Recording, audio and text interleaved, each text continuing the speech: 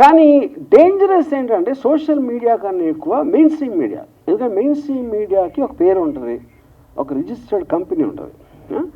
అప్పుడేంటి ఇలా మంచి అంతా ఒక చిన్న బిల్డప్ ఇచ్చి వాళ్ళకి ఒక ఆఫీసు, స్టాఫ్, యూనిట్ అందరూ ఉంటారు కాబట్టి ఎంతో కొంత సీరియస్గా తీసుకోవాలి అనే ఒక సైకలాజికల్ ఫీలింగ్ ఉంటుంది సోషల్ మీడియాలో వచ్చిన పోస్ట్కి, మెయిన్ స్ట్రీమ్లోకి వచ్చిన న్యూస్కి. కానీ ఇప్పుడు ఏమవుతుందంటే, ఇప్పుడు మెయిన్ స్ట్రీమ్ మీడియాకి లెక్చర్ ఇచ్చే ఉద్దేశం నాకు కాదు, but I'm just trying to point out that point. అప్పుడు నేను నాకు లాలో ఉన్న ప్రొవిజన్స్ తోటి నేను ఒక రిప్లై పెట్టాను, ఇందాక నేను చెప్పినట్టు. నాకు దానికి రిప్లై రాలా, ఫర్ వాట్ ఎవర్ రీజన్స్, ఆ రీజన్స్ నాకు తెలియదు రిప్లై రావడం.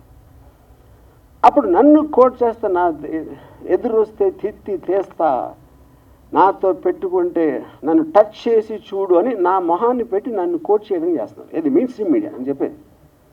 అంటే ఇప్పుడు దాని నుంచి ఏంటి, నన్ను కోట్ చేస్తున్నారు.